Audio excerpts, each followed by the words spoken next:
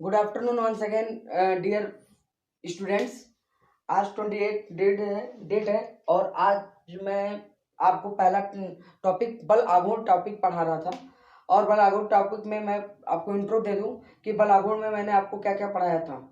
ठीक है, बल आघूर्ण में बल घूर्ण किसे कहते हैं, घूर्णन किसे कहते हैं, बल आघूर्ण किसे कहते हैं, बलयुग्म किसे कहते हैं, फिर बलयुग्म के बाद आया था उत्तोलक किसे कहते हैं, ये हमने पढ़ लिया था।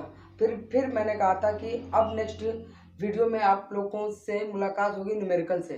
तो न्यूमेरिकल्स हम देखेंगे, बहुत ही इजी न्यूमेरिकल्स होते हैं बल आघूर्ण पे, जो कि आप अपने दैनिक जीवन में कभी भी सॉल्व करोगे, लगा लोगे।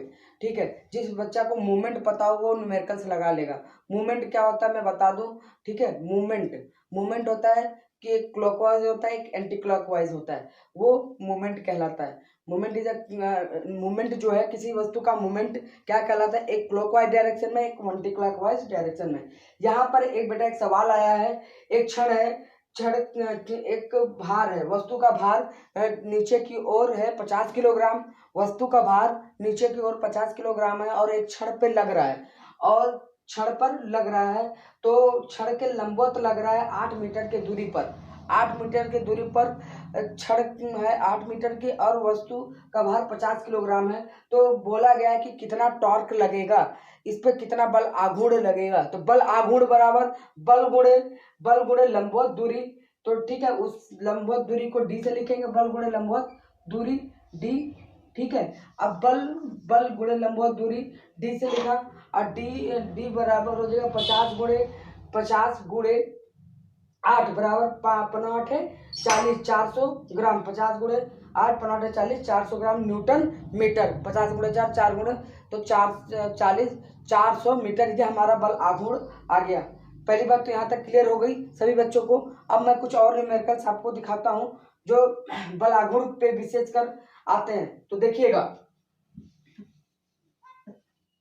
बहुत सरल होता है, इसमें बहुत इजी होता है। जैसे भी कोई भी न्यूमेरिकल्स अगर कोई भी ले ले, किसी भी किताब से, किसी भी बुक से कोई भी न्यूमेरिकल्स आपको अगर मिलेंगे तो आप बहुत ही आसानी से सॉल्व कर सकते हैं। तो आपको न्यूमेरिकल्स बहुत ही आसानी से सॉल्व कर सकते हैं।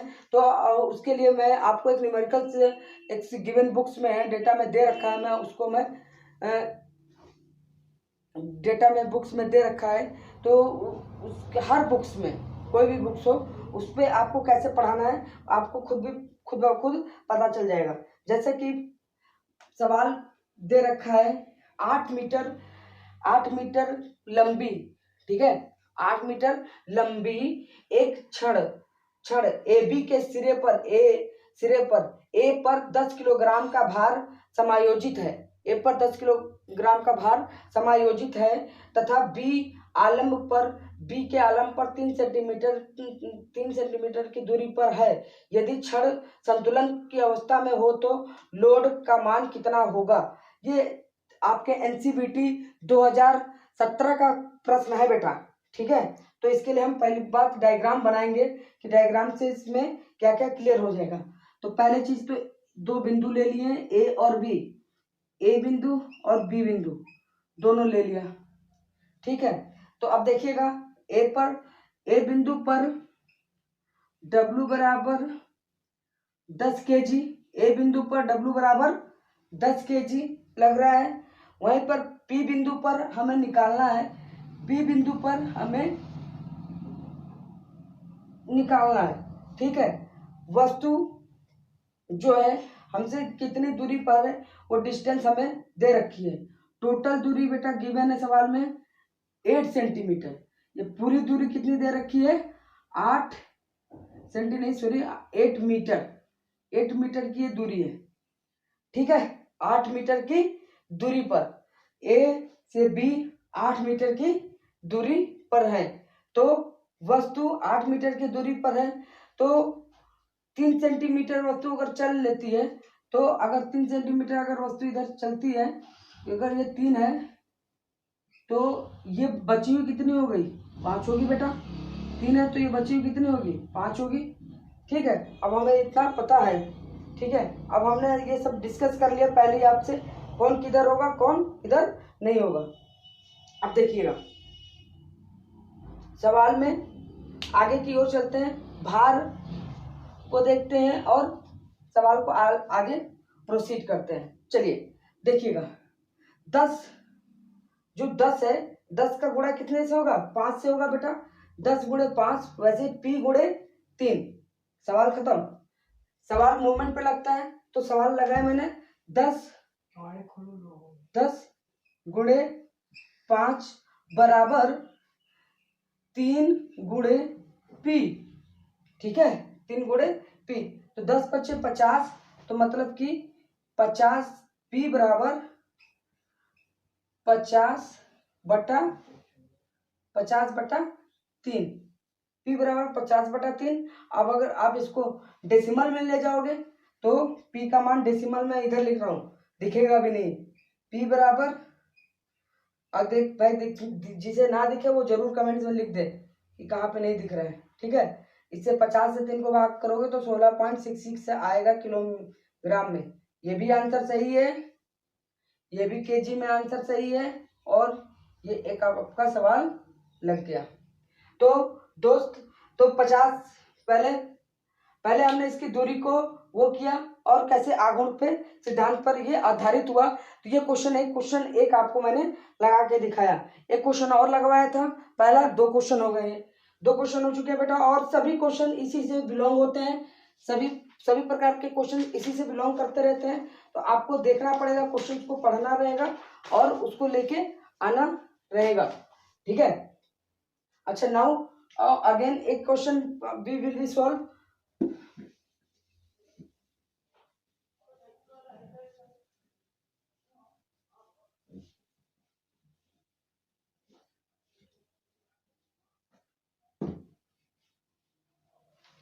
देखिएगा, क्वेश्चन मैं पढ़ता हूं, आप थोड़ा सा ध्यान देंगे। क्वेश्चन एक बार मैं पढ़ूंगा, उसके बाद से सुनिएगा, और अगर नोट करना की बात है तो आप रिवाइज करके फिर से सुन सकते हैं।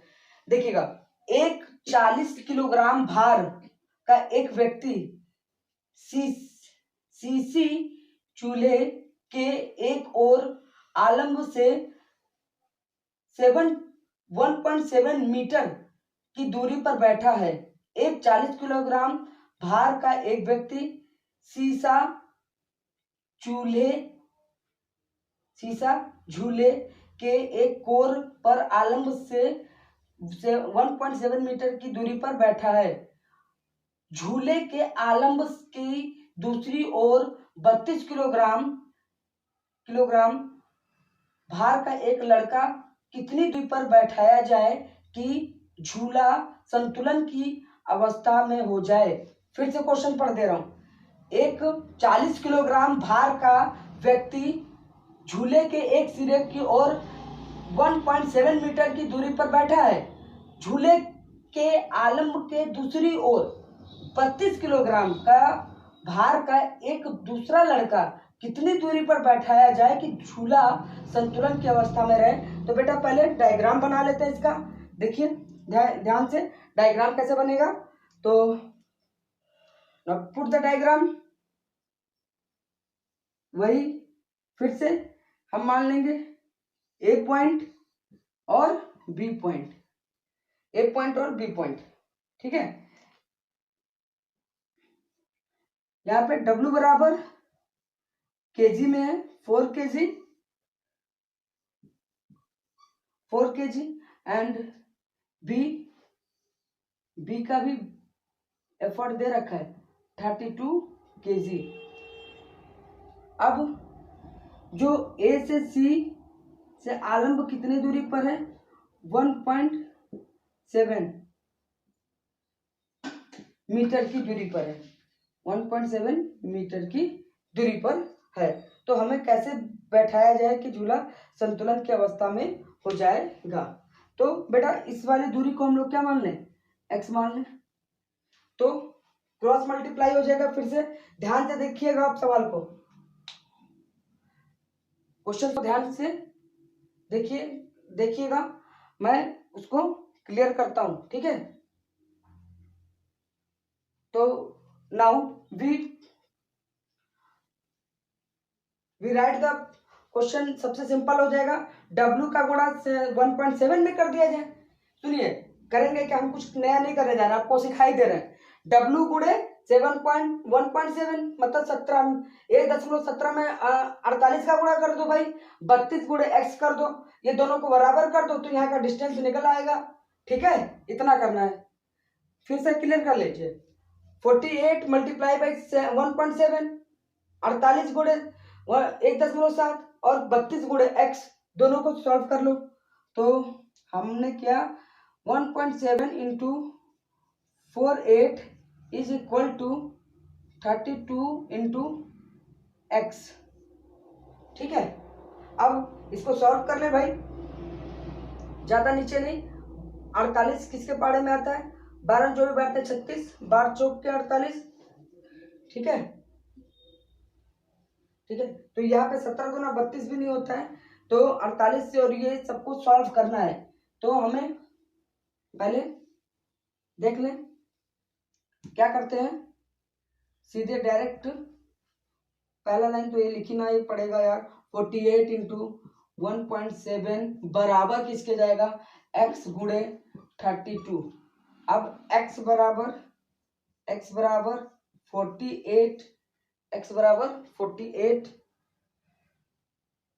इंटू 1.7 बटा 32। ठीक है बेटा, इसको आप सॉल्व कर लेंगे। जब इसको सॉल्व करेंगे तो आपके पास आएगा, इसको पूरा आप सॉल्व कर लीजिएगा। ठीक है, मैं वो लिख देता हूँ, जो रिजल्ट आएगा वो मैं लिखता हूँ। ठीक है, अगर आप इसको काट पीट करोगे तो आएगा ये 3/2 इंटू 1.7। ठीक है, और पूरा सॉल्व होने पर आ जाएगा 2.55 मीटर, 2.55 मीटर, ये आपका आंसर आ जाएगा। तो ये क्वेश्चन, हाँ देखिए आंसर मैं इधर लिख देता हूँ, कुछ बच्चों को नहीं दिख रहा होगा।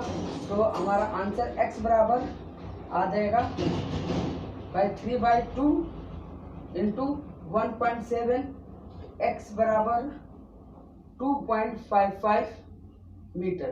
बहुत अच्छा लगता है जब बच्चे हमसे कहते हैं सर दिख नहीं रहा है, तो ये तो लगता है कि बच्चे मुझे देख तो रहे हैं। ठीक है, थैंक यू। और इसके आगे क्वेश्चंस और भी करा देते हैं आपको, एक दो सवाल और भी हम लोग लगा लेते हैं जो इम्पोर्टेंट हैं, और आप भी लगाएंगे, आशा करता हूँ आपको समझ में आया हो तो आप भी सवाल को लगाएं। ठीक है, क्योंकि इसके न्यूमेरिकल्स आते ही आते हैं।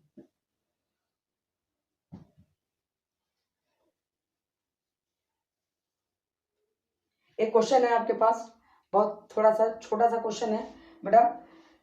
15 सेंटीमीटर लंबी एक स्पैनर का प्रयोग करते हुए 20 न्यूटन बल का प्रयोग किया जाता है। 15 सेंटीमीटर लंबी स्पैनर का प्रयोग करते हुए 20 न्यूटन बल का प्रयोग किया जाता है। टॉर्क की गणना कीजिए, टॉर्क कितना लगेगा। अरे बेटा दो कौड़ी का सवाल पूछ ले किसी ने हमसे। ठीक है, चलिए बता देते हैं। देखिए क्या पूछा है, 15 मीटर लंबी, ठीक है, डिस्टेंस दे रखा है 15 मीटर, मीटर एक सेंटीमीटर, मीटर नहीं दिया सेंटीमीटर दिया भाई, सेंटीमीटर, 15 सेंटीमीटर। अभी सेंटीमीटर चेंज होगा तो 0.15 मीटर आ जाएगा, मीटर में बदलना पड़ेगा। ठीक है, 15 सेंटीमीटर लंबी ये स्पैनर है।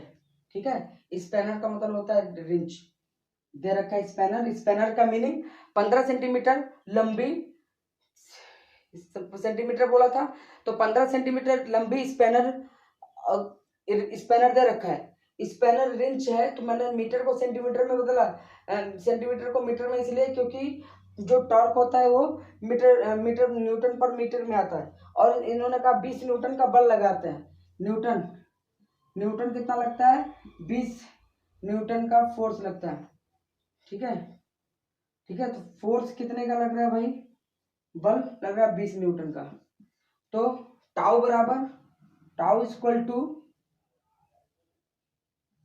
F क्रॉस D, ठीक है, परपेंडिकुलर डिस्टेंस है। यहाँ पे F की वैल्यू और D की वैल्यू रख दीजिए जल्दी से, 0.5 इंटू 20, ठीक है, 15 दूना 30, क्या हो जाएगा, 15 दूना 30, ठीक, 30 और 0 आएंगे, ठीक है, 2 0 इधर लग जाएंगे। तो मतलब कि टाउ की value 3 newton metre, 3 newton metre, 3 newton metre हमारी टाउ की वैल्यू आई। देखिए क्वेश्चन कह रहा था, देखिएगा सिंपल सा क्वेश्चन था।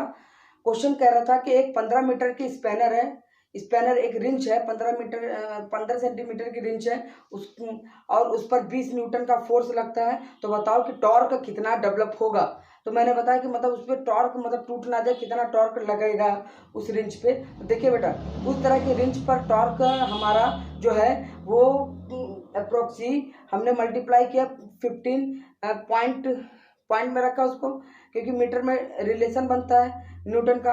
तो 0.15 centimetre 0.15 metre, 0.15 metre is multiply by D, given the D is 20 centimetre, 20 metre और 20 एंड बोथ, जब दोनों को मल्टीप्लाई किया गया तो हमारे पास जो फोर्स था, फोर्स और डिस्प्लेसमेंट दोनों को मल्टीप्लाई किया गया।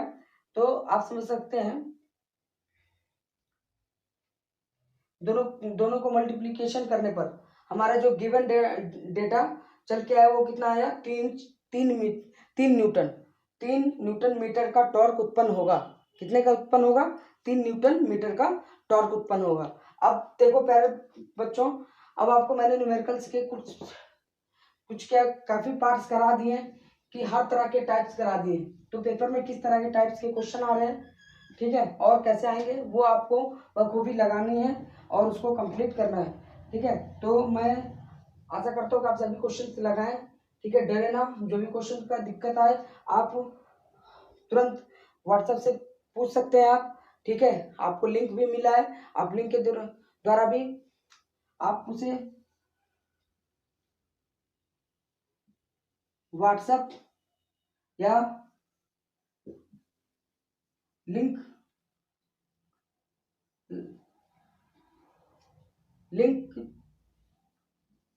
के थ्रू पूछ सकते हैं, आस्क मी, ठीक है। व्हाट्सएप नंबर सभी के पास है ही है, लिख भी देता हूँ दोबारा भी फिर से, 7985051328। और प्यारे दोस्त, प्यारो स्टूडेंट, और भी जो भी विद्यार्थी जो जिन्होंने क्लास मिस कर दी हो उनको अभी भी बता दीजिए कि क्लास सर यूट्यूब पे भी ले रहे हैं, रिकॉर्डिंग ले रहे हैं, वो उसको सुन लें, तो उनका ये जो लॉस हो रहा है इस समय लॉकडाउन की वजह से, वो उनका लॉस नहीं होगा, आपके फ्रेंड का तैयार हो जाएगा। तो डियर फ्रेंड्स, जितना ज़्यादा से ज़्यादा है बच्चों को बताएं भी आप कि वो उस चीज़ को सुने, वो समझें कि अब तो टाइम गया यार, पेपर आ जाएगा अचानक से, सडनली पेपर आ जाएगा, जैसे लॉकडाउन खत्म तो सब चीज़ प्रक्रिया अपने अनुसार ही चलेंगी, तो आपको बहुत बड़ी दुविधा आ जाएगी। तो उस दुविधा के लिए आप क्या करो, बच्चों को प्रेरित करो कि वीडियो तो देख लो, चैनल्स को देख, सर ऑनलाइन रहते हैं मैनेजमेंट के थ्रू से सभी चीज़ें कर दी गई हैं, सभी टीचर ऑनलाइन पढ़ा रहे हैं और मेहनत कर रहे हैं, ऑफलाइन ऑनलाइन जैसे भी पढ़ा रहे हैं भाई, लग के मेहनत कर रहे हैं। ऑफलाइन बैठ के भी टीचर व्हाट्सएप के थ्रू कैसे कैसे भी पढ़ा रहे हैं आपको, तो आप उन मटेरियल को इकट्ठा करें, आप अपने दोस्तों को मोटिवेट करें, क्योंकि हम जितना अच्छा नहीं उनको मोटिवेट कर सकते हैं बेटा, आप कर सकते हैं। मेरा हम्बल रिक्वेस्ट है सभी स्टूडेंट्स को कि ज़्यादा से ज़्यादा बच्चे मेरे क्या नाम है वीडियोस को देखें और शेयर करें, व्हाट्सएप करें और कमेंट्स करें, लाइक करें, शेयर करें, ठीक है, सब्सक्राइब आल्सो करें, जितने ज़्यादा हो सके बच्चों से सब्सक्राइब करवाइए कि चैनल को देखो, पढ़ो यार, ठीक है, क्योंकि अब पढ़ने का टाइम आया है, कोई बताने वाला नहीं है, क्योंकि ऐसे महामारी में हम लोग फंस चुके हैं ऐसे उस दिक्कत में कि कोई एक सहारा नहीं है। यही 1-2 घंटे की क्लास ही आपके लिए सब कुछ होती है।